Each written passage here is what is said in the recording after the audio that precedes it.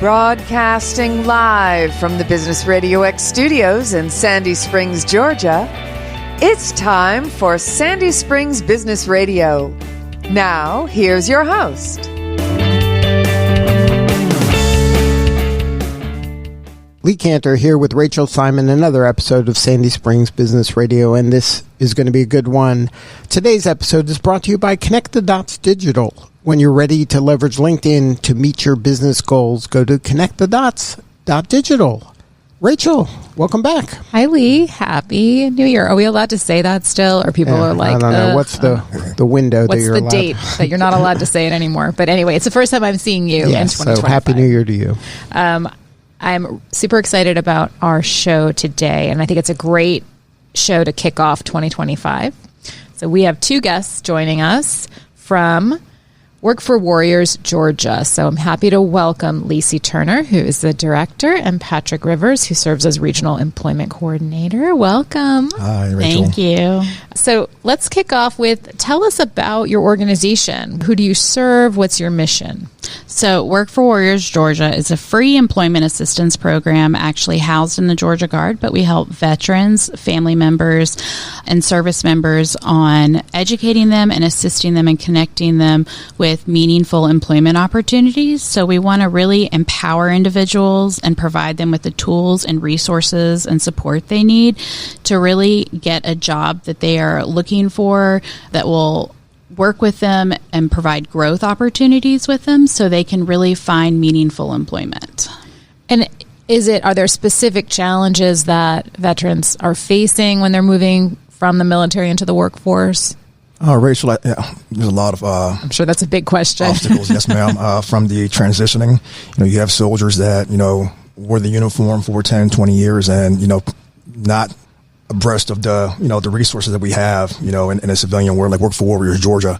Like me, when I did 25 years in the Army, and I had no clue that Work for Warriors Georgia even existed until, I connected with one of the coordinators for a veteran initiative that I was trying to establish. And I was like, man, Work for Warriors Georgia, actually, it's a great program. And here I'm now, as a employment coordinator. So if I can ask, when you were transitioning out of the military, what was some of the challenges that you were facing kind of looking to find employment? I would say the big one is just trying to, translate that resume from military terms to civilian. And I think the second one is also not knowing the jobs that are out there for, military veterans.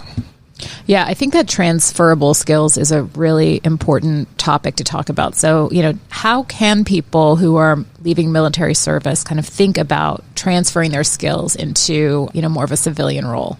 Yeah, so I think one of the things that our program has really identified is really a gap from the information in the military to the civilians. So we really work hard with our service members to really figure out, one, what are they looking for? What is their experience? And what are they looking to do long term? So, for instance, they've done logistics in the military for 20 years.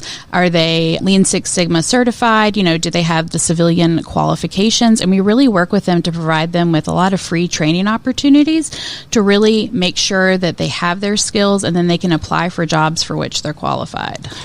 And Lacy brought up a good point, Rachel. We have a lot of certifications in the military, Air Assault School, Pathfinder, Sniper, all those, courses that you need to be that soldier in the Army. But you literally find out later on as you're transitioning or afterwards that there's certain civilian certifications that you need, like your PMP or your SHRM, but sadly we find out too late. Are those things that if you had known when you were still in service that you could have gotten then, or not necessarily? Yes, ma'am. Okay. So it's also educating current service members on, as you're thinking about leaving the military, here are some things that may help you in that transition. Right. Like, for instance, a lot of human resources service members want to go and find HR jobs. And when they go apply for them, they don't necessarily have the civilian certification.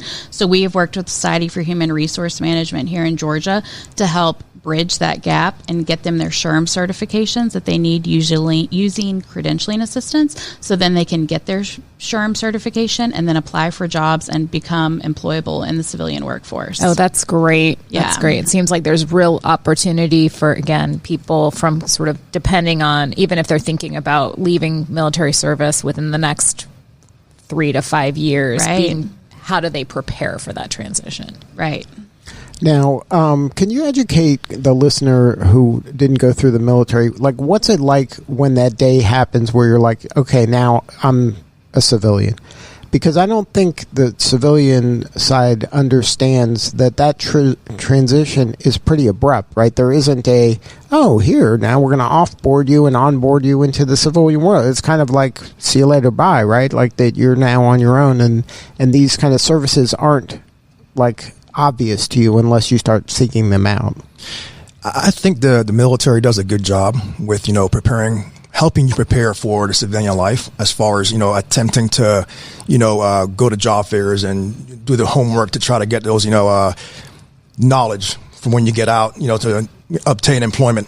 I think it's really up to that individual, to put in the legwork, to use the, the resources the military gives. Like, I retired from Fort Moore, and Fort Moore, Georgia, every Army unit has, or installation has, SFL TAP. It's a transitioning program, right? Mm-hmm. And you're actually allowed to start, going to those job fairs for SFL TAP probably a year out.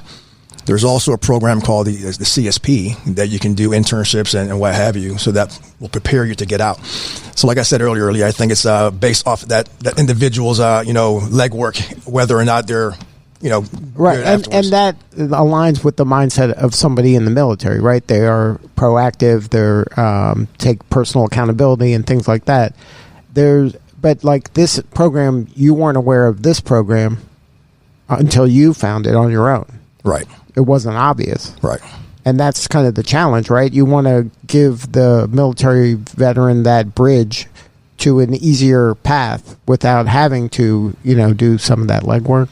Well, and we work too with the transition assistance programs and a lot of veteran service organizations throughout the state to really educate our population in Georgia of the opportunities that we have. So a service member, for instance, is looking to retire from active duty or complete their guard service 6 months out. So we try to really be proactive, get in front of them, attend a lot of different briefings, then say, hey, John Smith, you're looking for a position, let's go ahead and start the intake process. Let's review your resume. Let's see what you're interested in. For instance, you might have been managing somebody for 20 years. Or do you still want to manage somebody, or do you want a position where you clock in and clock out? So we really look at the service member, figure out what they're looking for long term, their qualifications, all in an intake process. Then we begin, like Patrick mentioned, the resume review process. And we say, okay, do you still, if you're living in Savannah, do you want to stay in Savannah? Do you want to relocate to North Georgia? Really, what are you looking for? Your salary? We do a variety of different intake questions to really get a pulse on exactly what the service member wants. So when that day comes and they're separated from the military, then we can go in and say, hey, let's complete the resume, get you your interview training, see if there's any skill bridge program you can go into, and really set them up for success. Now, are they taking advantage of it? Like, what percent of the people are kind of leaning into all of these programs that are available, and what percent are just like, well, that was my last day, so now I got to figure this out? So I think it varies on the person. I don't have an exact percent, but I would say we have an active caseload, a very robust active caseload of service members and family members and veterans throughout the state who are constantly looking for employment. And that could be looking for employment as in they got laid off yesterday, or they're coming up on retirement in the next 3 months and they want to go ahead and start the conversation right now. So it really just depends. And I think what makes our program so goodly, Rachel, is that, we have 7 coordinators across the state of Georgia. So as opposed to a program that's a national program, right, that you're not very personable with that candidate, right. We have that advantage. Like right now I have 46 active candidates that I communicate with, on a daily basis, to make sure the resume is good, to coach them in interviews and what have you. So we have coordinators in Augusta, we have coordinators in Savannah, Northwest, Northeast, Atlanta, Southwest. And, so we're able to get in there in the trenches and actually help these candidates personally. Mm-hmm. Yeah, I like that you brought that up, Patrick, because I think it's crucial to know that if a service member is looking for a position in Savannah, we're going to connect them with the Savannah Employment Coordinator versus Atlanta, because that Savannah Employment Coordinator knows what's going on within their map of within their districts of Georgia, and they have the pulse on the technical colleges, the training programs, the employers, the different economic climate of that area, and really can understand what is a good path to walk down and really one is kind of like a tried and true, we've tried this, hasn't really worked, so let's hang out down this one. Yeah, go ahead. Do you work with the employer to help educate them on how to best leverage this opportunity with this potentially great employee? Because I think it has to work from both sides, right? Absolutely, right. It does. Do you want to talk about that, Patrick? Oh, yes, Lacy. So like with me right now, I have, I want to say 60 active, employer partners. And the preliminary thing is to, go and, do a face-to-face. Just last week, I visited an employer partner. We met on LinkedIn, and he invited me for a tour. I think it was Crosslink. And, we talk about our program. We talk about, how we can best serve that candidate, from Work for Warriors, Georgia, with the employer partner.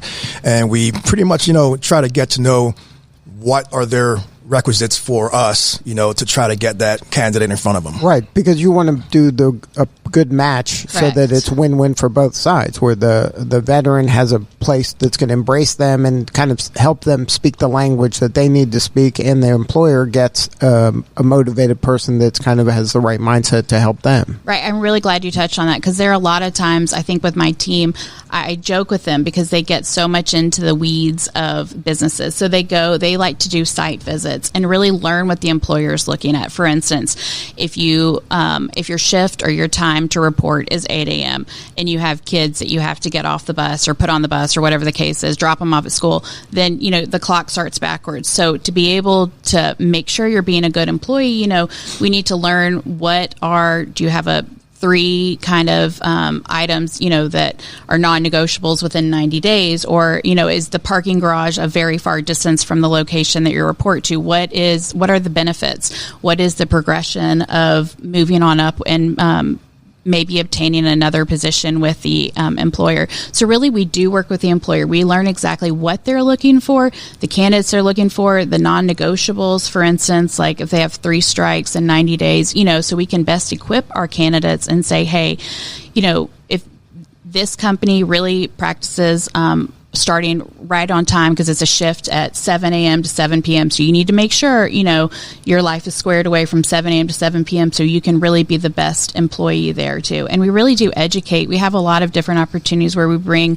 employers into our units and actually can talk to our service members one-on-one. Or for instance, we've even taken a couple different employers out to the Southwest border with us and talked with them and showed them, done resume classes and employer briefings with some of our service members, so they can get a head start and really kind of learn what it's like to, 1, be a soldier, and then 2, how the soldier can then learn about the company so they can apply for positions there as well.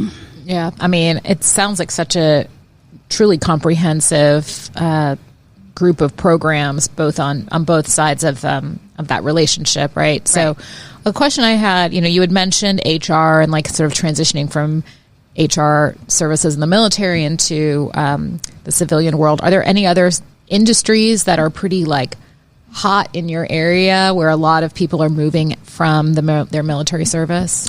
Yeah, I would say IT. How about you? IT for me in Metro Atlanta, cybersecurity, and I would say also logistics. Yeah. I would say I would agree with that too, as well as general manufacturing, different things like that as well. Is there any industries that are a little bit of a surprise that could be, good fits? I had a candidate a couple months ago that threw me off. He was a UGA graduate, and he had a biological engineering degree. And for me, I was new to the Work for Warriors, Georgia, and I was like, man, how do I get this guy hired? Looked into it, sent his resume to Choa, Emory, and he got hired a month later. And they saw his resume, and they're like, whoa, we've never seen anything like this before. It was just, and he was hired within 2 weeks. So yeah, and I think that's really a good point too, because CHOA, for instance, people will be like, oh, it's just healthcare, it's just nurses, or it's just medical staff, but really, like, they need security or, marketing personnel. So really, when we're educating our service members on different opportunities, we really have to look at the position that you're looking for, and then look at the company for which you're interested in, because you I think sometimes the mind defaults to, oh, it's just healthcare, but healthcare can be so vast and the variety of different positions that they offer. So really, we have to make sure our candidates are taking a good 360 perspective of things. Right. And today, every company is a tech company. Right. Every company has a financial services department. Security services. Security, marketing. So there is, just because it serves this group doesn't mean there aren't all these other opportunities internally. And since we're talking to, transitioning members and, National Guards, soldiers, I usually break it down to them in the military way, like you said, Rachel and Lacy. Like the Army, there's functions. You have your HR, you have your, your S2 security, you have your S3 operations, S4 logistics. So I put it in that language. It's like, oh, okay, well, I'll submit this application for this company. They get it afterwards. Do you have any of your candidates that are looking to start their own businesses? Yes, we do have candidates that are looking to be entrepreneurs. And we refer them to like the SBDC, Small Business Development Center, Small Business Administration, different groups like that to best assist them. Yeah. So. Right. And we were talking prior to the show, there's so many veteran organizations to collaborate with in Atlanta. Yes. I think that we're pretty lucky here. And I don't know if it's like that. Obviously you're serving the whole state of Georgia, but specifically here in Atlanta, there's a lot of different groups to kind of partner and take advantage of. Right. Yes. And I think that's one of the best things is that we're all here to help the service member at the end of the day. While we all have our own priorities, the end game is to help our service members find meaningful employment and a purpose that is outside the military. And I think, Rachel, with my job, I think I like it so much because of I didn't have that advantage of having to communicate with employers or, having someone to mediate for me when I was applying for jobs. With me, I have that. I can talk to my employer partners and say, hey, this application was submitted 2 weeks ago. What's the status? I may have some employers that may take 2-3 weeks to answer. I may have some that may answer in 2 hours, but I will have an answer for that candidate to see. That way they know where they're at as far as employment. Like, hey, you didn't make the cut, man. Or two, hey, your application and resume is in front of a hiring manager. You should get a call back today. So that's usually how it works with me. I love that. So you shared your success story about your one candidate who was hired at CHOA. Do you have any other stories that you are really proud of? Yeah, I think we have a great story of this service member who's in the Army Reserves, because remember, we help, even though we're in the Guard, we help all branches, all services, and family members. So he was here, and then he moved out to the West Coast, and then he relocated back during COVID, was looking for positions, applied. I'm not even kidding you, like probably 400 positions. We were working with him. We were working on interview skills. We were referring him, being like, we just kept hitting walls every time we would refer him to somebody or he would interview. And it's like, he kind of made the cut, but not specifically. And then one day we referred him for another position. I think he had like 4 or 5 interviews, and then it ended up getting like an $80,000 position with this great company that we work closely with. And it was so successful and so exciting because we could hear the excitement in his voice, not just, of course, getting an $80,000 a year job, but just the sheer fact of I've tried, I've applied online, I've interviewed, I haven't been successful, and now finally I got the break, and I got a great break that I've been looking for. So just things like that. And then the fact that they want to go in and they're just so excited that they can now support their family and they can contribute to society and just really utilize their skills. It's those moments like that where, in my opinion, Patrick, you might say something else, but when a service member is just like, thank you so much for helping me get a position that I enjoy, I like the company, it checks all the boxes, it really brings satisfaction to our jobs. I mean, I can't imagine why any employer wouldn't want to be hiring veterans out of the military based on just all of the traits that somebody has when they have dedicated many years to service. So it's one thing that I always suggest to anybody that I'm working with on LinkedIn, if they served in the military, that needs to be front and center in their LinkedIn profile, because I think it's instant credibility. And Rachel, a part of my job as well, I'm a big believer. I was a former senior leader in the Army, and my thing is, just because you wore the uniform doesn't make you qualified. That's just me as a former senior leader. So my job also is to vet those candidates. So I'm not sending someone unqualified in front of that employer partner, because we're talking about the company's image and our image as well. Yeah. Right. Well, obviously, yes, you want to have the right person in the right role.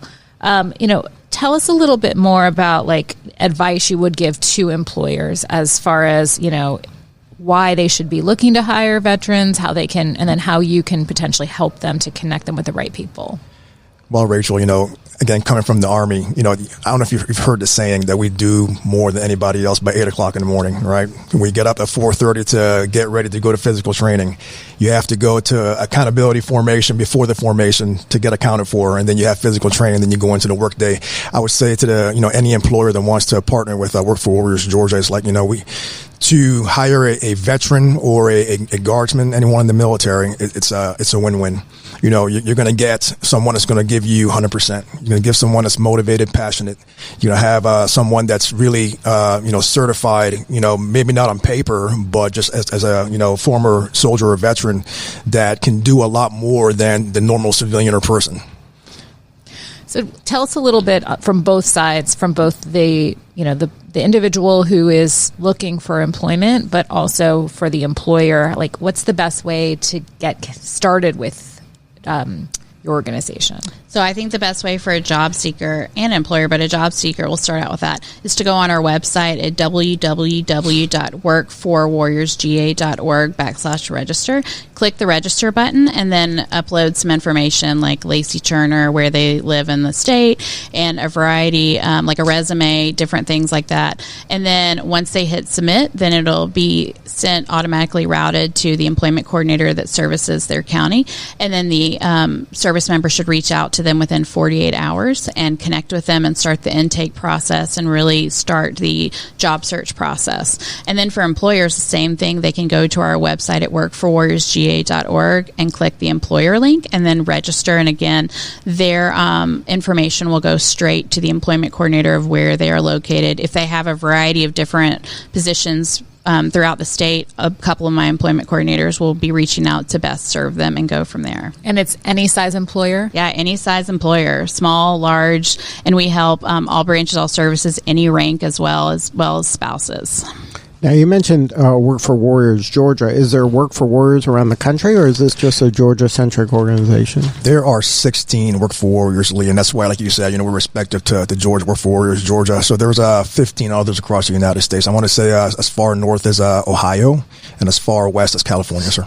So actually a comprehensive list is Arizona, California, Florida, Georgia, Hawaii, Indiana, Louisiana, Mississippi, Nevada, North Carolina, South Carolina, Ohio, Oregon, Tennessee, Texas, and Washington. They might not all necessarily name their program as Work for Warriors, but they all work with us and all part of the same idea and coalition as us. So, and you can actually go on our website and see the variety of different states. And is that from under a national umbrella, or are they all? We all receive funding from the Office of Secretary of Defense. Now, what do you need more of? How can we help you? I think we want to make sure that our your viewers actually are aware of our program and how to register on there. And if any employers are looking to fill some vacancies, reach out to us as well. Patrick, do you have any other Lacy, suggestions other than that? Lacy, you covered that.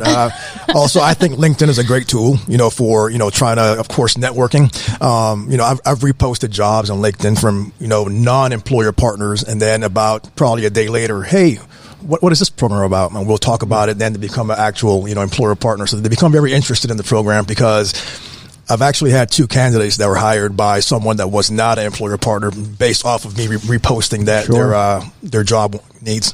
Yeah, and another thing, too, is we always like to work with our employers, for instance, bring them to yellow ribbon events when our soldiers are either coming back from deployment or going to deployment, so they can it's like a mini job fair. Also, we Patrick has done, and a couple of my other employment coordinators have done some really great one-on-one events with employers, for instance, where they might have like a mini job fair. For instance, we did it with Kia, where they told us about some open positions. We sourced our candidates and helped our candidates tailor their resumes, and really did a lot of interview prep. Kia brought the service members in for interviews and really got to know them, and had a tour of the facility, and then ended up actually hiring some candidates off of that job fair. So really, like, there's a variety of different ways that we could work with our employers. We also had a phenomenal event that we did, I want to say it was last year in May at the Porsche Experience Center. We brought in like 5 or 6 employer partners, and we had a couple candidates that were actually hired from that event. Wow. Yeah. Well, what about anything coming up this year, event-wise? Respective to me, I have one next month with GPC / Napa. We're doing an open house at their facility. Same thing that Lacy said. We're going to vet, source our candidates. We're going to vet, resumes, and then that resume vetting is going to be their ticket into that event. We also have the Civic Leader Flight in April, which, if you're not familiar with that, Rachel Lee, we're going to invite, elected officials, our leaders across the Metro Atlanta area or Georgia. We're going to meet at Dobbins Air Reserve Base, Hangar 5, Clay National Guard Center. So we'll potentially going to have a employer panel. We're going to have 2 big companies, have that panel. We're going to feed you, and then we're going to give you a little safety training on how to board a Army military Black Hawk. Then we'll throw you in that Black Hawk, and you're going to tour around the Metro Atlanta area. Wow. We did one in April. We had over 100 attendees, and we flew over Mercedes-Benz Stadium, Truist Park. We saw the Atlanta skyline, flew over Buckingham, Marietta. So it's a pretty cool event. That is awesome. It is a really cool event, and I think the best thing is that we get to bring employers that might not necessarily have military experience in, and show them what it's like to a life in the day of a military service member, and then show them exactly how we've worked with different employers to really help our service members and our veteran population obtain employment. That sounds like such a fun event. Yeah, it is. And then we have another one that's not really respective to us, but we're actually helping with the initiative. So this past September, it was the Military Influencer Conference that was held here in Metro Atlanta. It was actually the first time they did it here in Atlanta, and now they're going to come back in September again to do another one. So we were chosen, or we were just to help spearhead the job fair portion of that Military Influencer conference. So you're going to have, I think John Stewart was the actual keynote speaker at this last one. So we're going to have probably 40 to 50 employers come through, and job fair style. Mm-hmm. I think it's 3 to 4 days of that event. We're going to have a keynote speaker as a comedy night, and also a gala, with awards for that event. And you have a lot of big name folks from the military and the civilian sector that actually, participate. Sounds like an exciting year ahead for everybody.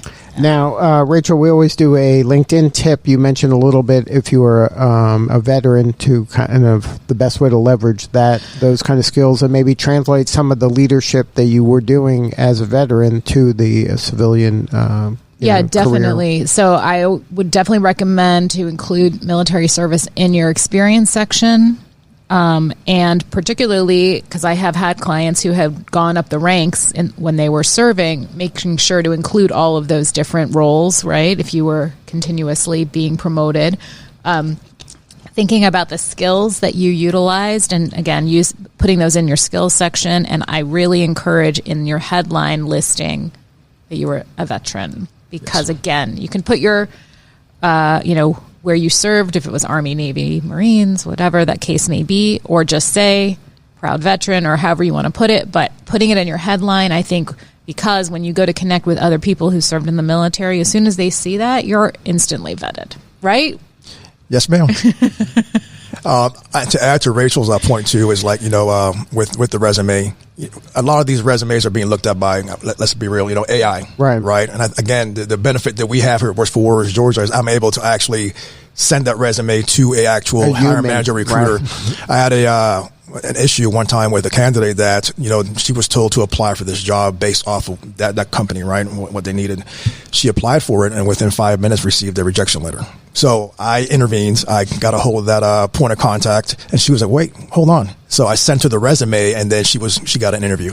Right. Because if you don't know the keywords or the magic words that the algorithm is going to look for, then you can be put in the wrong pile. But if you know a human being, that's an edge. And I think that so many, there are so many tools out there that help you with your resume, and every employer seems to want something a smidge different, whether Right. it's the layout or the skill section up top or the education up top, whatever it is. So really by learning exactly what the employers are looking at and really getting kind of an advantage, I think has really helped our team be the best version of themselves. Well, you shared, sort of the kind of phrase that more things get done before 8 a.m. In the military, I think the other thing related to what you're doing is that it isn't always what you know, it's who you know Right. when you're looking for a job. And so Correct. you're really serving such an important role as being that who you know, so that your candidates are not being rejected by AI scanners because their resume doesn't match exactly, like by being able to say, whoa, check this person out. Right. Correct. Because relationships are important and the impact you're making is real. I mean, you're affecting people's lives every day. Right. Yeah. I mean, our program actually on the guard side really is more of a holistic, because we can help a service member get a job, and they can show up at 8 a.m. But if they have financial issues or transportation issues or need VA benefits, then it's getting them the job isn't really going to help their overall picture. So really we focus in on our guard soldiers because we have a touch point with them, and actually focus in on their well-being, so we can actually drill in and see, for instance, who needs VA benefits or education benefits or maybe some other types of counseling that we can help. And then by utilizing that approach on the holistic side of things, we can really go in and help the service member be the best version of themselves and really get a job where they're successful at, and the employer says, oh my gosh, thank you so much, like you've helped reduce my turnover, my cost to hire a new trainee and keep them on board. This service member is really working out for us. I really thank you and appreciate that. And the website one more time for people who want to connect? workforwarriorsga.org. Good stuff. Well, thank you both for sharing your story today. You're doing such important work, and we appreciate you. Thank Thank you. you, Lee, Rachel. All right, Thanks for this having is us. Lee Kantor for Rachel Simon. We'll see you all next time on Sandy Springs Business Radio.